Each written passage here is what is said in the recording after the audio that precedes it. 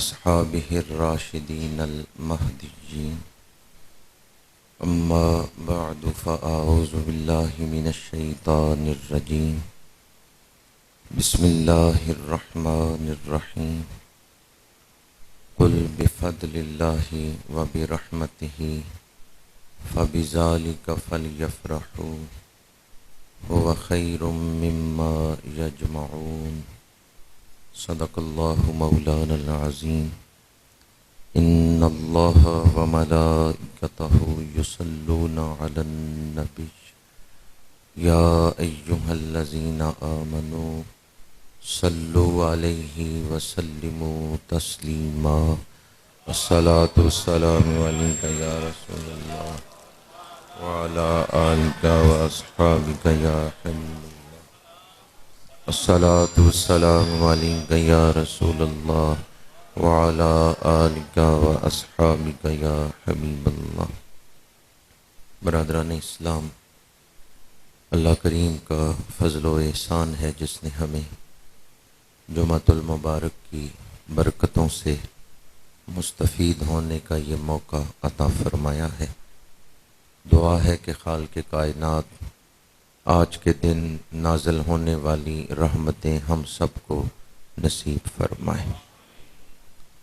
ماہ یمن و برکت، ماہ نور، ربیع الاول شریف اپنی تمام تر رعنائیوں کے ساتھ جلوہ افروز ہو چکا ہے.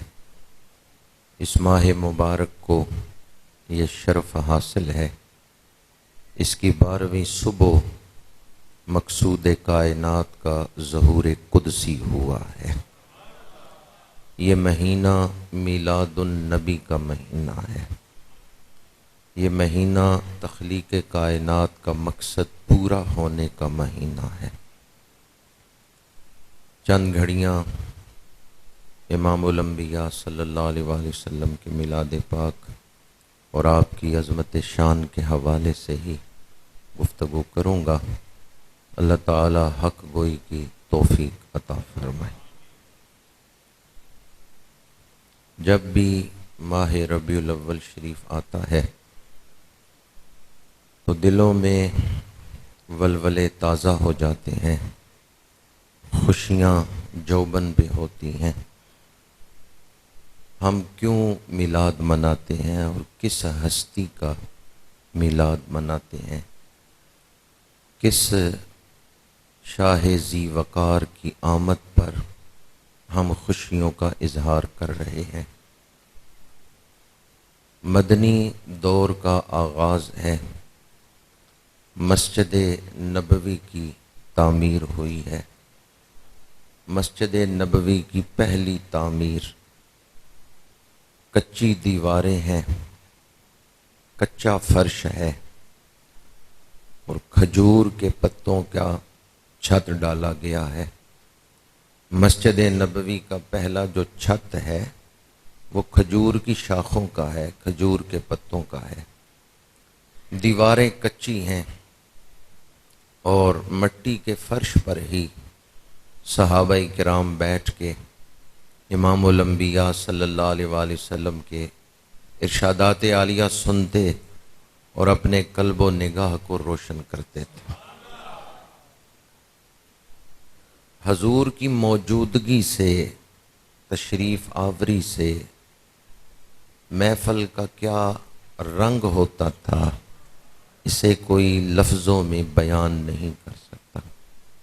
اس ماحول پر کیسے نور برستا ہوگا، اس ماحول میں کیسی روحانیت ہوگی جس ماحول میں خود جانے جانا تشریف فرما ہوں گے، مقصود کائنات جہاں جلوہ افروز ہوں گے. مسجد نبوی کے ابتدائی تعمیر میں کھجور کے ستون استعمال کیے گئے. تو جب میرے آقا کریم صلی اللہ علیہ وآلہ وسلم خطبہ دینے کے لیے کھڑے ہوتے تو ابتداً آپ کھجور کے ایک تنے کے ساتھ ٹیک لگا کے کھڑے ہوتے تھے. کچھ دنوں بعد ممبر بنوایا گیا اور حضور ممبر پہ جلوہ افروز ہوئے۔ حدیث پاک ہے جس دن حضور ممبر پہ جلوہ افروز ہوئے ہیں رونے کی آواز آ رہی ہے لیکن رونے والا نظر نہیں آ رہا۔ حضرت عبداللہ بن عمر رضی اللہ تعالیٰ عنہ فرماتے ہیں یوں محسوس ہوتا تھا کہ جیسے کوئی اونٹنی اپنے بچے کے گم ہونے پر صحرا میں آواز دیتی ہے۔ رکت ہے، سوز ہے، رونے کی آواز ہے۔ میرے آقا کریم صلی اللہ علیہ وآلہ وسلم ممبر سے اترے اور کھجور کے تنے کو بغل میں لے لیا ہے، سینے سے لگایا ہے، کھجور کے اس تنے پر ہاتھ پھیرا ہے جس کے ساتھ پہلے حضور ٹیک لگا کے کھڑے ہوتے تھے۔ اب وہ رونے کی آواز ختم ہو گئی۔ میرے آقا کریم ممبر پہ جلوہ افروز ہوئے اور فرمایا چند دن میں نے اس کھجور کے تنے کے ساتھ ٹیک لگائی، جسم مبارک مس کیا، آج جب میں نے اس کے ساتھ پشت نہیں لگائی، میں ممبر پہ آ کے بیٹھ گیا تو یہ میری جدائی پہ رو رہا تھا، اور اگر میں اسے ممبر سے اتر کے اپنے چھاتی سے نہ لگاتا تو یہ اسی طرح روتا رہتا۔ میرے آقا کریم کی جدائی ہوئی تو دل تڑپنے لگا اور حضور مل گئے تو رونا ختم ہو گیا۔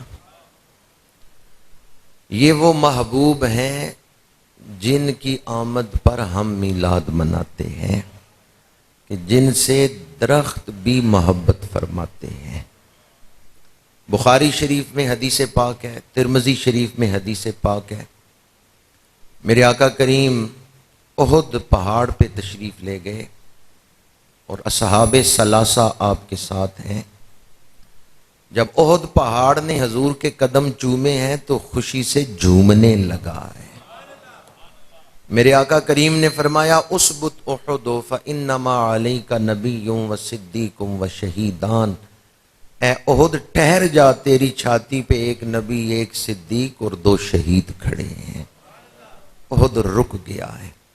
شارحین حدیث لکھتے ہیں حضور کے قدم چومنے کی خوشی میں احد جھومنے لگا ہے۔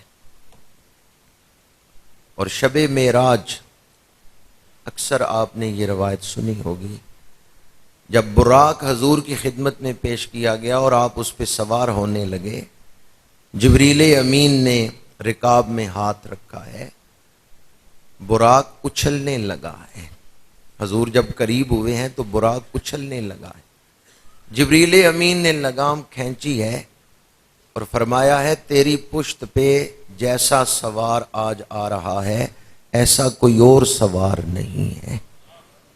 شارحین حدیث لکھتے ہیں کہ براق کیوں اچھلا تھا؟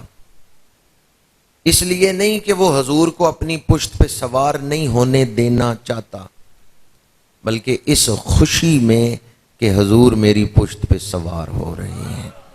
محبوب کو سامنے دیکھ کر براق خوشی میں اچھل رہا ہے۔ جن کے ملنے پر احد پہاڑ خوشی سے جھومنے لگے، جن کے ملنے پر براق خوشی سے اچھلنے لگے، اور جن کی جدائی میں درخت آنسو بہائے، ہم اس محبوب کی آمد کی خوشی منا رہے ہیں۔ یہ ہیں ہمارے محبوب جن سے صرف انسان ہی محبت نہیں کرتے، جمادات، نباتات، حیوانات سب حضور سے محبت کرتے ہیں۔ یہاں بعض دوست ایک سوال پوچھتے ہیں کہ درخت تو ادراک نہیں رکھتے، شعور نہیں رکھتے، محبت کے جذبات نہیں رکھتے، پھر یہ درخت حضور کی جدائی میں رو کیوں رہا ہے؟ یہ ادراک کہاں سے آ گیا ہے؟ یہ شعور کہاں سے آ گیا ہے؟ تو یاد رکھیں اس درخت کو جو ادراک اور شعور ملا ہے وہ قربت رسول سے ملا ہے۔ یہ بھی تو دیکھے نا چند دن حضور کا جسم اس درخت سے مس ہوا ہے. قربت رسول، تعلق رسول، یہ جو شعور اسے ملا ہے حضور کے تعلق کی وجہ سے ملا ہے. یہ جو ادراک اسے ہوا ہے دل میں، اس کے اندر جو کیفیت محبت پیدا ہو گئی ہے، یہ حضور کی قربت کی وجہ سے.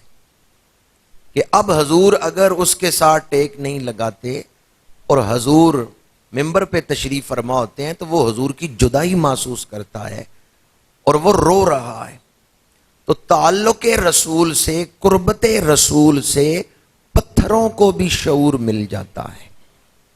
احد پہاڑ جس طرح جھومنے لگا کیونکہ قدم چوم رہا تھا. حضور کی قربت سے حضور نگاہ فرمائیں تو دشمن کی مٹھی میں کنکریاں بھی کلمہ پڑھنے لگتی. یہ حضور کی نگاہ کا فیض ہے. میں نے 3 مثالیں آپ کے سامنے دیں. درخت کی محبت، احد پہاڑ کی محبت، براق کی محبت، اور کتنی روایات ایسی ہیں. اونٹنیاں حضور سے محبت کرتی ہیں، جمادات، نباتات، حیوانات سب حضور سے محبت کرتے ہیں. قربت رسول، تعلق رسول سے، جس طرح کی بڑی مشہور روایت ہے، حضور سواری پہ سوار ہیں، 2 قبروں کے پاس سے گزرے، سواری اچھلنے لگی، بدکنے لگی. فرمایا میری سواری نے 2 قبروں کے اندر عذاب دیکھا ہے. مولوی اشرف علی تھانوی نے لکھا ہے اس سواری نے کوئی چلے نہیں کیے، ریاضتیں نہیں کی، مجاہدے نہیں کیے. اس سواری کو کشف قبور کیسے ہو گیا ہے کہ قبر کے اندر کے حالات وہ سواری دیکھ رہی ہے. اس کی پشت پہ اللہ کا رسول بیٹھ گیا ہے. اس سواری کو جو قبروں کے حالات نظر آ رہے ہیں، کس وجہ سے؟ قربت رسول. کس وجہ سے؟ قربت رسول کی وجہ سے. اور دوبارہ پوچھ رہا ہوں، درخت ادراک اور شعور یا محبت کے جذبات نہیں رکھتے کہ روئیں. وہ درخت کیوں رو رہا تھا؟ کیونکہ حضور کا تعلق ہوا، اسے شعور مل گیا، ادراک مل گیا. آج اگر ہم ان محبت کے جذبات سے محروم ہیں تو کہیں ہمارا تعلق کمزور تو نہیں ہو گیا؟ وہ پتھر ہم سے آگے ہیں، وہ درخت تعلق رسول میں ہم سے آگے ہے کہ وہ پتھر احد پہاڑ کی چٹانیں تو جھومے کے حضور مل گئے ہیں اور ہمیں احساس ہی نہ ہو کہ حضور ملے ہیں. ہم اپنی غفلتوں میں کھوئے ہوئے ہوں. وہ پتھر، وہ درخت عشق میں، محبت میں ہم سے آگے نکل گئے تعلق رسول کی وجہ سے، قربت رسول کی وجہ سے. اور ہم اپنی بدعمالیوں اور دل کی سیاہیوں کی وجہ سے آج ان کیفیات محبت سے محروم ہیں. تو وجہ یہ ہے کہ قربت رسول میں فرق آ گیا، تعلق رسول کمزور ہو گیا. آج بھی اگر رسول کے ساتھ تعلق مضبوط ہوگا دل میں کیفیات محبت ہوگی. اپنے تعلق کو دیکھیں کہ حضور کے ساتھ جو تعلق ہے اس کی نوعیت کیا ہے. قرآن مجید میں سورہ مبارکہ کہف، وَاصْبِرْ نَفْسَكَ مَعَ الَّذِينَ يَدْعُونَ رَبَّهُمْ بِالْغَدَاةِ وَالْعَشِيِّ يُرِيدُونَ وَجْهَهُ وَلَا تَعْدُ عَيْنَاكَ عَنْهُمْ تُرِيدُ زِينَةَ الْحَيَاةِ الدُّنْيَا وَلَا تَعْدُ عَيْنَاكَ عَنْهُمْ. اور آپ کی آنکھیں، اے قرآن پڑھنے والے، تمہاری آنکھیں اللہ والوں سے نہ پھریں. آیت کے ایک خاص حصے کا ترجمہ کر رہا ہوں، پوری آیت کا ترجمہ نہیں کر رہا. فرمایا اللہ والوں کے ساتھ جڑے رہو، اولیاء کے ساتھ جڑے رہو. وَلَا تَعْدُ عَيْنَاكَ عَنْهُمْ، تمہاری آنکھیں ان سے نہ پھریں. یہ نہیں فرمایا آنکھیں نہ پھیرنا، بلکہ فرمایا آنکھیں نہ پھریں. ترجمے کا فرق سمجھ آ رہا ہے آپ کو؟ یہ نہیں فرمایا آنکھیں نہ پھیرنا، فرمایا آنکھیں نہ پھریں. فرق کیا ہے؟ اگر کہا جاتا آنکھیں ان سے آنکھیں نہ پھیرنا، اس میں تو آنکھیں پھیرنے والے کا ارادہ موجود ہوتا کہ وہ اپنے ارادے سے ولیوں کو چھوڑ رہا ہے. جب فرمایا وَلَا تَعْدُ عَيْنَاكَ عَنْهُمْ، آنکھیں نہ پھریں، تو اس کا مطلب یہ ہے کہیں ایسا نہ ہو کہ تم یہ سمجھتے رہو تعلق قائم ہے اور ادھر تعلق ختم ہو چکا ہو۔ ایسا بھی ہوتا ہے کہ بندہ سمجھتا ہے میری آنکھیں لگی ہوئی ہیں، آنکھیں پھری نہیں اور آنکھیں پھر چکی ہوتی ہیں۔ ایسا نہ ہو کہ تم سمجھو تعلق مضبوط ہے جبکہ تعلق کمزور ہو چکا ہو۔ جب سورج ڈوبتا ہے فوراً رات ہو جاتی ہے، فوراً اندھیرا پھیل جاتا ہے یا آہستہ آہستہ؟ فوراً اندھیرا نہیں پھیلتا، تھوڑی دیر شفق ابیض شفق احمر رہتی ہے، اس کے بعد اندھیرا پھیلتا ہے۔ سورج ڈوب جائے یکدم اندھیرا نہیں پھیلتا، تھوڑی دیر روشنی رہتی ہے۔ تعلق ختم ہو جائے یا تعلق کٹ جائے فوراً محسوس نہیں ہوتا کہ تعلق بالکل ہی ختم ہو گیا ہے، محسوس یہی ہوتا ہے کہ تعلق قائم ہے۔ تو تعلق کی جو نشانیاں ہیں وہ بھی تو دیکھیں نا کہ میرے اندر تعلق کی نشانیاں بھی ہیں یا نہیں۔ قربت اولیاء سے قرب نبوی میسر آتا ہے۔ چونکہ جمعۃ المبارک کا وقت محدود ہے اور اس میں اتنی وسعت نہیں ہے، اس لیے زیادہ پھیلا نہیں رہا گفتگو کو۔ میں آپ کے سامنے اتنا ہی عرض کرنا چاہتا ہوں، جس محبوب کا ہم میلاد مناتے ہیں ان کے ملنے پہ درخت تو خوش ہوں۔ درخت رو رہا تھا، حضور نے سینے سے لگایا تو چپ کر گیا، اور احادیث میں ہے حضور نے اس سے فرمایا کہ تو اگر چاہے تو جس درخت سے تجھے کاٹا گیا واپس اسی جگہ تمہیں لگا دیں، تو ہرا بھرا درخت بن جائے، اور اگر چاہے تو تجھے میں جنت الفردوس کا درخت بنا دوں۔ تو فرمایا اس درخت نے جنتی درخت بننا پسند کیا ہے۔ تو میرے آقا کریم نے درخت سے گفتگو بھی فرمائی، اسے جب حضور کا قرب ملا ہے وہ مطمئن ہو گیا ہے۔ جس محبوب کے ملنے پہ درختوں کو اطمینان ملے، پتھروں کو وجد آ جائے، پتھر جھومنے لگے، ہمیں اس محبوب کے ملنے پہ کتنی خوشی کرنی چاہیے۔ اگر تعلق ہوگا تو حضور کی بارگاہ سے برکتیں نصیب ہوں گی، ادراک اور بصیرت ملے گی تو حضور کے تعلق سے، تیری نگاہ ناز سے دونوں مراد پا گئے، عقل غیاب و جستجو عشق حضور و اضطراب۔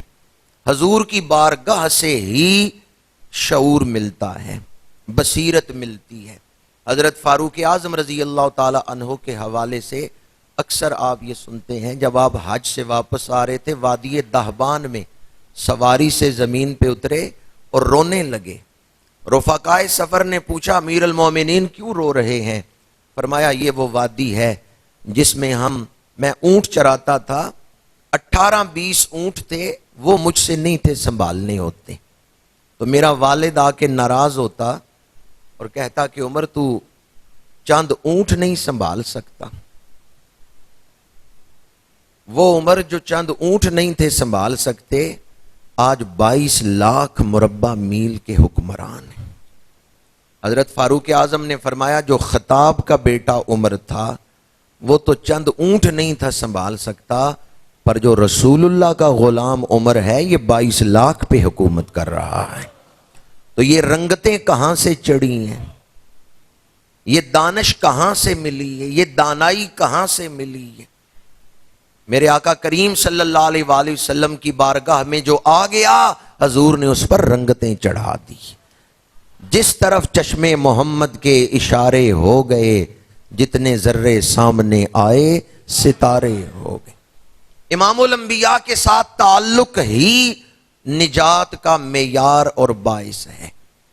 نجات کا معیار تعلق رسول ہے، اور حضور سے تعلق کٹ گیا، ظاہراً آدمی بے شک عبادات کی شکل بنا لے، قلبی تعلق حضور کے ساتھ نہیں، ذہنی تعلق کی بات نہیں، قلبی تعلق، محبت کا تعلق حضور کے ساتھ نہ ہو تو اس وقت تک ایمان نہیں حاصل ہوتا۔ ایمان زبان سے اقرار کا نام نہیں ہے بلکہ دل کی تصدیق کا نام ایمان ہے۔ یہ مہینہ اظہار محبت کا مہینہ، وہ جو تعلق نبوی ہے اس کا آغاز محبت ہے، حضور پر ایمان ہے، حضور کی آمد کی خوشی ہے، حضور کے احکامات پر سر تسلیم خم کرنا ہے، حضور کی خوشی کو اپنی خوشی پر ترجیح دینا ہے۔ تعلق جتنا اعلیٰ ہوگا بندے پہ اتنا ہی حضور کا رنگ چڑھتا جائے گا، تعلق جتنا مضبوط ہوگا اسی قدر وہ حضور کے رنگ میں رنگا جائے گا۔ تو تعلق کے لیے ابتدا جو ہے وہ محبت ہے، محبت بنیاد ہے تعلق کی۔ دوسری بات تعلق کی سلام، جس سے ہمارا تعلق ہوتا ہے اس سے جب بھی ملاقات ہو تو ہم سلام کہتے رہتے ہیں، اور اگر تعلق نہ بھی ہو سلام کرتے رہیں تعلق بن جاتا ہے، سلام سے محبت بڑھ جاتی ہے، سلام سے تعلق میں اضافہ ہوتا ہے۔ اور میرے آقا کریم صلی اللہ علیہ وآلہ وسلم نے اپنے قرب کے لیے کس چیز کو بیان کیا ہے؟ ترمذی شریف کی حدیث پاک ہے، ان اول الناس بی یوم القیامت اکثرہم علی صلاۃ، فرمایا میرے سب سے زیادہ قریب وہ ہوگا جو سب سے زیادہ درود پڑھنے والا ہے۔ درود حضور کے قرب کا وسیلہ اور ذریعہ ہے۔ قیامت کے دن سب سے زیادہ قریب وہ ہوگا جو سب سے زیادہ درود پڑھنے والا ہے۔ اب اس حدیث میں حضور نے درود کے فضائل بیان کیے ہیں، لیکن درود کے فضائل پر برکت یا اجر کیا بیان کیا ہے؟ فرمایا میرا قرب ملے گا۔ ان اول الناس بی یوم القیامت اکثرہم علی صلاۃ، اس حدیث کا پیغام کیا ہے؟ درود پڑھو میرا قرب ملے گا۔ اب آخر حضور کے قرب میں کوئی خاص راز تو ہے کہ حضور رغبت دلا رہے ہیں میرا قرب حاصل کرو۔ درود پڑھنے سے قرب رسول ملے گا۔ اگر قرب رسول مقصود شریعت نہیں، اگر قرب رسول ضروریات دین میں سے نہیں، مقصود نہیں ہے، تو پھر حضور قرب حاصل کرنے کی رغبت کیوں دلا رہے ہیں کہ یہ کام کرو میرا قرب ملے گا؟ حدیث پاک ہے، فرمایا جس نے جو بچیوں کی آزمائش میں ڈالا گیا اور اس نے بچیوں کی پرورش کی، ان کے حقوق ادا کیے، قیامت کے دن اس طرح میرے ساتھ ہوگا جیسے ہاتھ کی انگلیاں ملی ہوئی ہیں۔ دما اصابعہ، اور پھر حضور نے اپنی انگلیاں ملا کے دکھائیں۔ اس کا مطلب کیا ہے؟ بچیوں کی فضیلت پر اجر کیا بیان کیا ہے؟ قرب رسول۔ اجر کیا بیان کیا ہے؟ قرب رسول۔ آخر قرب رسول مقاصد دین میں سے ہے، اس لیے بیان کیا۔ مسند امام زید میں حدیث پاک ہے، اور اس حدیث کے جو راوی ہیں وہ سارے ہی اعلیٰ ہستیاں ہیں، امام ہیں اپنے دور کے۔ حضرت زید روایت کرتے ہیں امام زین العابدین سے، امام زین العابدین روایت کرتے ہیں امام حسین سے، امام حسین روایت کرتے ہیں مولا علی شیر خدا سے، اور شیر خدا روایت کرتے ہیں رسول اللہ سے۔ سنہری سند ہے، اس سند کو سلسلۃ الذہب کہتے ہیں، سنہری سند، ہر راوی ہی مستند ہے اور اعلیٰ شان والا ہے۔ مسند زید کی حدیث پاک میں حضور نے ارشاد فرمایا قیامت کے دن میرے سب سے زیادہ قریب وہ ہوگا جس کے اخلاق اچھے ہیں۔ اب اس حدیث میں اچھے اخلاق کی فضیلت بیان کی ہے، لیکن اجر کیا بیان کیا ہے؟ اچھے اخلاق کا اجر کیا بیان کیا ہے؟ قرب رسول۔ 3 حدیثیں میں نے آپ کو سنائی۔ درود شریف کثرت سے پڑھنے سے کیا ملے گا؟ قرب رسول۔ بچیوں کی پرورش سے کیا ملے گا؟ قرب رسول۔ اچھے اخلاق سے کیا ملے گا؟ قرب رسول۔ تو آخر قرب رسول کیوں ضروری ہے؟ اس لیے کہ باخدا خدا کا یہی ہے در، نہیں اور کوئی مفر مکر، جو وہاں سے ہو یہیں آ کے ہو، جو یہاں نہیں سو وہاں نہیں۔ اللہ تک پہنچنے کا ایک ہی راستہ ہے، جسے مصطفیٰ مل گئے اسے خدا مل گیا۔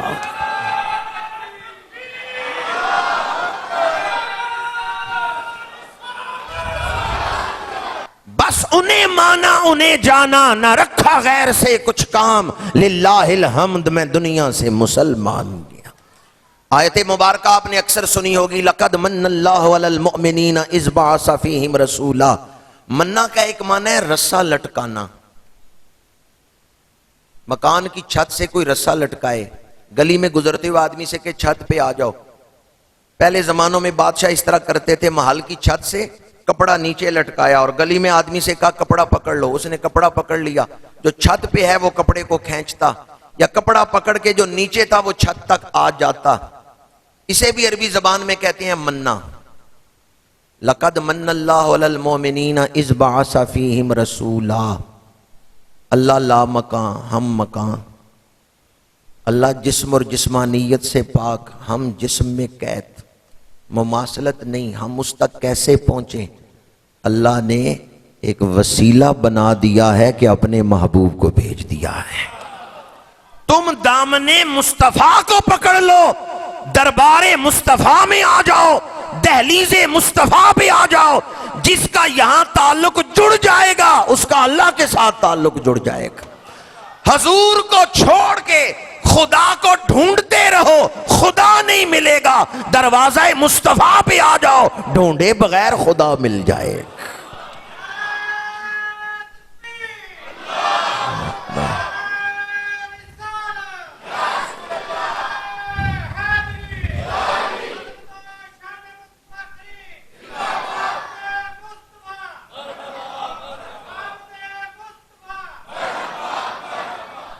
زندگی گزارنے میں ہر آدمی کی زندگی کی سطح ایک نہیں ہوتی۔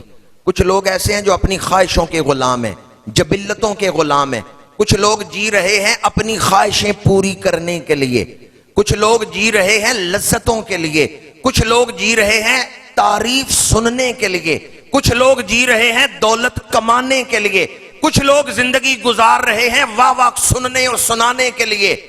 آج ہے کوئی جو ارادہ کرے میں زندگی گزاروں گا قرب رسول کے لیے؟ مل گئے مصطفیٰ۔ کوئی ہے جو زندگی کا مقصد بنا لے قرب رسول؟ اگر زمین پہ چلتے پھرتے جنتی لذتیں لینا چاہتے ہیں تو زندگی کا مقصد بدلیں، اپنے فکر میں انقلاب لائیں، اپنی سوچ میں تبدیلی لائیں۔ پرواز ہے دونوں کی اسی ایک فضا میں، کرگس کا جہاں اور ہے شاہی کا جہاں اور۔ اگر آپ اپنی زندگی کا مقصد بنا لیں قرب رسول، گجرات کی سڑکوں پہ پھرتے ہوئے تصور مدینہ منورہ میں ہی رہے گا۔ زندگی حقیقت میں بس اسی نے پائی ہے، زندگی حقیقت میں بس اسی نے پائی ہے، مصطفیٰ کے قدموں میں موت جس کو آئی۔ قرب رسول، حضور کی بارگاہ تک رسائی۔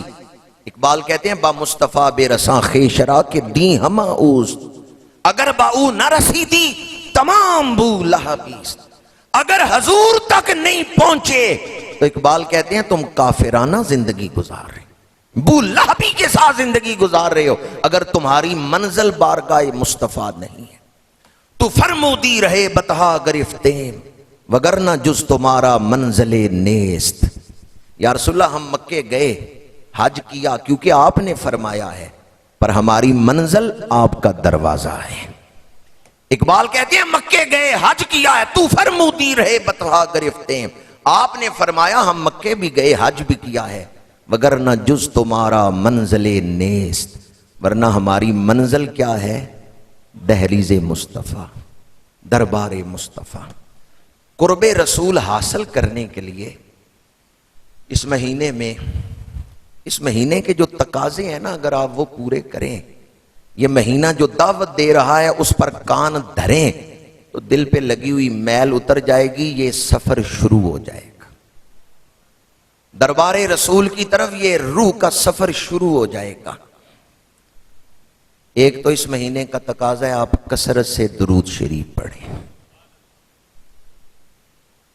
حدیث پاک ہے جو شخص جمعے والے دن 100 دفعہ درود شریف پڑھنا معمول بنا لے، قیامت کے دن اللہ تعالیٰ اسے اتنا نور عطا فرمائے گا کہ اگر وہ سارے اہل معاشر پہ تقسیم کرے سب کے لیے کافی ہو جائے گا۔ بہت سارے احباب مجھے نظر آ رہے ہیں جو کثرت سے درود شریف پڑھتے ہیں لیکن جن کا دھیان نہیں ہے، میں ان کی بھی توجہ چاہوں گا، درود شریف کو اپنی زندگی کا حصہ بنا لیں۔ درود شریف کے بغیر زندگی کی کوئی لذت نہیں ہے، درود شریف کو اپنی زندگیوں کا حصہ بنا لیں۔ بالخصوص یہ جو دن ہے پہلے سے زیادہ درود شریف پڑھیں۔ اگلا جمعۃ المبارک فجر کی نماز کا جو وقت ہے، اذان فجر کا وقت، آئندہ جمعہ اذان فجر کا وقت، یہ 12 ربیع الاول کا وہ سما ہے، لمحہ ہے جس سہانی گھڑی چمکا طیبہ کا۔ تو آج اسے ایک ٹارگٹ بنا لیں کہ ہم اتنا درود شریف پڑھ کے اس وقت حضور کی بارگاہ میں پیش کریں گے۔ وہ ایسا وقت ہے کہ پوری امت کی طرف سے تحفے بھیجے جا رہے ہوتے ہیں، تو آپ کی طرف سے بھی تو کوئی تحفہ پہنچنا چاہیے۔ وہ ایک عورت رسیاں لے کے جا رہی تھی حضرت یوسف علیہ السلام کے خریداری کے لیے، تو لوگوں نے کہا وہاں تو بڑے بڑے تاجر آ رہے ہیں ہیرے جواہرات لے کر، تیری اس اٹی کا کیا مل پڑے گا؟ اس نے کہا مجھے بھی پتا ہے میں یوسف کو خرید نہیں سکتی، پر خریداروں میں میرا نام تو آ ہی جائے گا۔ جب گنا جائے گا نا کون کون آیا تھا طالب بن کے، تو طالبوں میں، خریداروں میں، چاہنے والوں میں میرا نام بھی تو آ ہی جائے گا۔ حضور کی بارگاہ میں بڑے بڑے صالح پاکیزہ طینت لوگ درود شریف کے نذرانے بھیجتے ہیں، لیکن جب درود پڑھنے والوں کا ذکر آئے گا تو ہم گناہگاروں کا بھی تو شمار ہو جائے گا۔ اس لیے آج ہی سے ایک ٹارگٹ بنائیں کہ اگلے جمعۃ المبارک تک فجر کی اذان سے پہلے اس مسجد میں حاضر ہو کے جو اجتماعی محفل ہوتی ہے اس میں ہم کتنا درود شریف لے کے آئیں گے، درود و سلام کے گجرے حضور کی بارگاہ میں پیش کریں۔ دوسرا تقاضا ان دنوں کا کہ حضور کی آمد پر حضور کا ذکر کریں اور دل میں خوشی محسوس کریں، گھر سجائیں، چراغاں کریں، گھروں میں محافل میلاد کا اہتمام کریں۔ النعمت الکبریٰ میں ہے حضرت امام فخر الدین رازی رحمۃ اللہ تعالی علیہ کا فرمان، اگر گنجائش نہ ہو، تنگ دستی ہو، گھر میں صرف نمک ہے کوئی چیز نہیں، یا صرف آٹا ہے کوئی چیز نہیں، تو فرماتے ہیں تم صرف آٹے پر ہی میلاد کا ختم دلا دو، صرف نمک ہے اس پہ ہی میلاد کا ختم دلا دو، اللہ تمہیں کسی کا محتاج نہیں ہونے دے گا۔ میلاد منانے کے لیے دولت ضروری نہیں، ایمان ضروری ہے۔ میلاد منانے کے لیے کس دولت کی ضرورت ہے؟ ایمان اور عشق، محبت، اس دولت کی ضرورت ہے، شوق، اس دولت کی ضرورت ہے۔ صرف گھر والے ہی بیٹھ کے میلاد منا لیں، کسی کو نہ باہر سے بلائیں، صرف گھر والے بیٹھ کے درود شریف پڑھ لیں، لیکن ہر گھر میں میلاد ہونا چاہیے۔ ارادہ کرتے ہیں کہ کوئی گھر میلاد کی برکتوں سے محروم نہیں رہے گا۔ علامہ اسماعیل حقی رحمۃ اللہ تعالی علیہ نے تفسیر روح البیان میں ارشاد فرمایا، جس گھر میں محفل میلاد ہوتی ہے سارا سال اس گھر پہ رحمتوں کا نزول ہوتا ہے۔ اور شاہ ولی اللہ محدث دہلوی کا لکھا ہوا واقعہ تو آپ نے اکثر سنا ہوگا کہ ان کے والد گرامی نے بھنے ہوئے چنوں پہ ختم میلاد دلایا، اور اس رات حضور کا دیدار ہوا اور دیکھا کہ وہ چنے حضور کے دسترخوان پہ پڑے ہوئے۔ تو حضور کی بارگاہ میں شوق دیکھا جاتا ہے، جذبہ دیکھا جاتا ہے، نیت دیکھی جاتی ہے۔ خوشی کا اظہار کرتے ہوئے ہر شخص اپنے گھر میں قرب رسول حاصل کرنے کے لیے، یہ مانوی قرب ہے، جب آپ اپنے گھر بیٹھ کے حضور کا میلاد منا رہے ہوں گے، یعنی درود شریف پڑھ رہے ہوں گے یا تحفہ بھیج رہے ہوں گے، آپ کے دل کو ایک احساس ہوگا قرب نبوی کا۔ میلاد شریف کے اس مہینے کا جو تقاضا ہے، اس میں جہاں ہم میلاد شریف کو منانے کا اہتمام کرتے ہیں اور اس میں ہم خوشی کے اظہار کے لیے جھنڈیاں لگاتے ہیں، چراغاں کرتے ہیں، جلوس کا اہتمام ہوتا ہے، محافل میلاد کا اہتمام، وہیں ہمیں شریعت کے مزاج کا بھی خیال رکھنا چاہیے۔ جھنڈیاں لگانا ضروری ہیں کہ خوشی کا اظہار ہے، لیکن نماز پڑھنا جھنڈیوں سے بھی زیادہ ضروری، اس لیے نماز چھوڑ کے جھنڈیاں نہ لگائیں۔ بعض لوگ کیک کاٹتے ہیں تو اس کے اوپر یا رسول اللہ لکھا ہوتا ہے اور پھر لفظ رسول پہ چھری چلا رہے ہوتے ہیں۔ گنبد شریف کی تصویر بنی ہوتی ہے کیک پہ اور پھر اس پہ چھری چلا رہے ہوتے ہیں۔ تو آپ اگر کیک کاٹیں تو اس پہ حضور کا نام نہ لکھوائیں یا گنبد شریف کی تصویر نہ بنائیں۔ ادب پہلا کرینہ ہے محبت کے کرینوں میں۔ میلاد شریف مناتے ہوئے ادب کو پیش نظر رکھیں۔ جھنڈے یا جھنڈیاں لگائیں تو ان پہ بھی حضور کا نام نہ لکھا ہوا ہو، نالین پاک کا نقش نہ بنا ہوا ہو۔ پچھلے دنوں کوئی دکاندار غبارے بیچ رہا تھا اور غباروں پہ یا رسول اللہ لکھا ہوا تھا۔ غبارے یا جھنڈیاں جن پہ حضور کا نام لکھا ہوا ہو، جب وہ گریں گے تو بے ادبی ہوگی۔ جھنڈیاں بھی گلیوں میں لگائیں گے، گریں گی تو بے ادبیاں ہوگی۔ اس لیے آپ جھنڈے جھنڈیاں لگائیں لیکن سادی جھنڈیاں لگائیں، ان پر حضور کا اسم مبارک نہ لکھا ہوا۔ ادب کرنے سے ہی حضور کی خوشی حاصل ہوگی۔ حضور کی رضا کو پیش نظر رکھنا ہے تو شریعت مطہرہ کے مزاج کو پیش نظر رکھنا ہے کہ شریعت مطہرہ کا مزاج کیا ہے۔ میلاد شریف قرب نبوی حاصل کرنے کا ایک ذریعہ ہے کہ میلاد شریف پر خوشی کا اظہار کرنا اور حضور کی آمد پر اپنے ماحول کو سجانا، جہاں بیٹھے حضور کی آمد کا ذکر کریں، اس انداز میں میلاد منائیں کہ پچھلے سالوں میں جو میلاد مناتے رہے ہیں اس دفعہ اس سے بڑھ کے میلاد منائیں۔ صفائی کا اہتمام کریں۔ میرے آقا کریم صلی اللہ علیہ وآلہ وسلم کو صفائی اور ستھرائی پسند ہے، اس لیے 12 ربیع الاول کے دن گھروں کی بھی، گلیوں کی بھی، چوراہوں کی بھی صفائی کا خود خیال کریں۔ میرے آقا کریم مدینہ منورہ تشریف لائے تو اہل مدینہ کی بچیوں نے جو اشعار پڑھے ان میں سے ایک شعر یہ تھا، فَلَبِسْنَ صُوبَ يَمَنٍ بَعْدَ تَلْغِيكِ الرِّقَاءِ، پہلے ہم بوسیدہ کپڑے ہی پہنے رکھتی تھیں پر آج ہم نے یمنی سوٹ پہنے ہیں، آج ہم نے نیا لباس پہنے۔ کیوں؟ اللہ کا رسول ہمارے شہر آئے۔ اللہ توفیق دے 12 ربیع الاول کو نیا لباس پہننے، گنجائش نہ ہو پرانا لباس ہی پہنے لیکن دھلا ہوا لباس پہنے، عطر لگا کے تیار ہو کے محفل میلاد میں آئیں یا جلوس میلاد میں شامل ہو۔ جب بندہ خوش ہوتا ہے تو پھر وہ لباس بھی نیا پہنتا ہے، ستھرا لباس پہن کے، عطر لگا کے، خوشبو لگا کے تیار ہو کے میلاد شریف کے جلوس میں شامل ہو۔ عید نبوی کا زمانہ آ گیا، لب پہ خوشیوں کا ترانہ آ گیا۔ آخری بات کر رہا ہوں، میرے آقا کریم صلی اللہ علیہ وآلہ وسلم کی آمد پاک پر سارے ہی خوش ہوتے ہیں، لیکن کون خوش نہیں ہوتا؟ نثار تیری چہل پہل پہ ہزار عیدیں ربیع الاول، سوائے ابلیس کے جہاں میں سبھی تو خوشیاں۔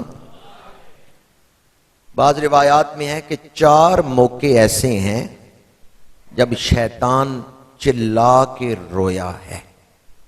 پہلا موقع جب اس پہ لعنت کی گئی، اسے ملعون قرار دیا گیا، اس وقت وہ رویا ہے۔ دوسرا موقع جب اسے اتارا گیا پستی کی طرف، معزول کر دیا گیا، دھتکار دیا گیا۔ تیسرا موقع جب میرے آقا کریم کی ولادت ہوئی ہے، اور چوتھا موقع جب سورہ فاتحہ نازل ہوئی۔ سورہ فاتحہ کے نزول پر بھی شیطان چلایا ہے۔ اتنی شانوں والا کلام اللہ نے امت مسلمہ کو عطا فرما دیا۔ تو تیسرا موقع کون سا تھا جب شیطان چلایا ہے؟ احادیث میں آتا ہے، روایات میں، سیرت کی کتابوں میں ہے کہ میرے آقا کریم صلی اللہ علیہ وآلہ وسلم کی ولادت پاک کے وقت شیطان مکے سے بھاگا ہے، دور ایک پہاڑ پہ کھڑا ہو کے زمین سے مٹی اٹھا کے سر پہ ڈال رہا ہے۔ واہ ہلاکا، ہائے میں برباد ہو گیا، ہائے میں برباد ہو گیا۔ اس کے چیلے اکٹھے ہوئے، ذریت اکٹھی ہوئی، انہوں نے کہا کیوں رو رہے ہو؟ اس نے کہا آج ایک نبی پیدا ہوا ہے۔ ذریت نے، چیلوں نے کہا پہلے نبی پیدا ہوتے رہے تو کبھی اس طرح نہیں چلایا، آج کیوں اس طرح چلا رہا ہے، رو رہا ہے؟ اس نے کہا پہلے جو نبی پیدا ہوئے وہ اللہ کے محب تھے، آج اللہ کا محبوب پیدا ہوا ہے۔ پہلے جو نبی پیدا ہوئے وہ اللہ کے محب تھے، طالب تھے، آج جو پیدا ہوا ہے یہ اللہ کا حبیب پیدا ہوا ہے، یہ اللہ کا محبوب پیدا ہوا ہے۔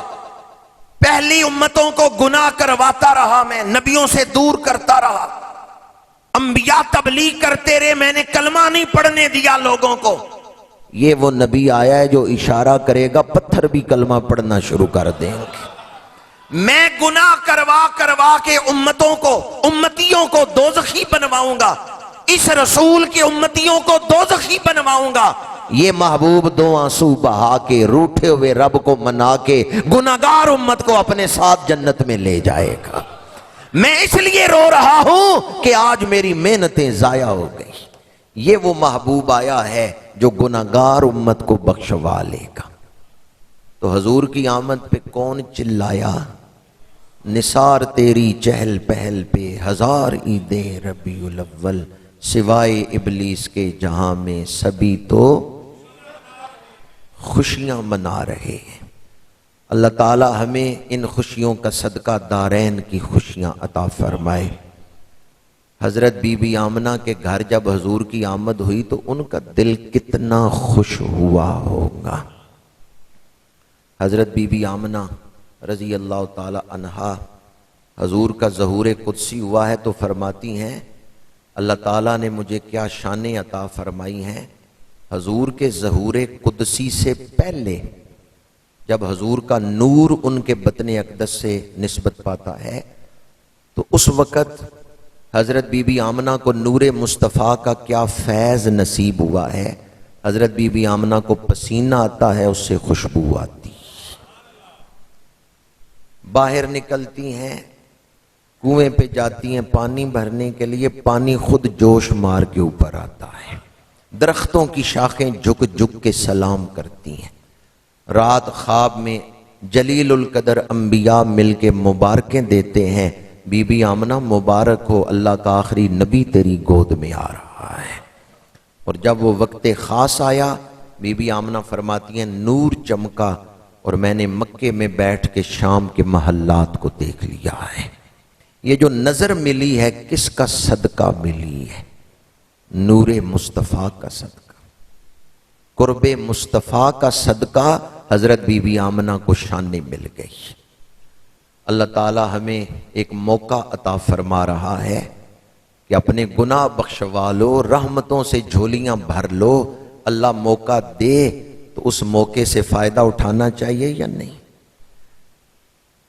آئندہ جمعۃ المبارک کے دن 12 ربیع الاول کی صبح اذان فجر سے پہلے حسب معمول اس مسجد میں، جامعہ مسجد سیدنا صدیق اکبر رضی اللہ تعالی عنہ میں جو وقت ولادت ہے اس وقت درود و سلام کا اہتمام ہوتا ہے، اور جب چند عشاق مل کے درود شریف بھیجتے ہیں تو شاید کسی ایک کے سوز اور گداز کا صدقہ ہم سب پہ کرم ہو جائے، اس لیے ہم اکٹھے ہو کے اس لمحہ درود شریف پیش کرتے ہیں۔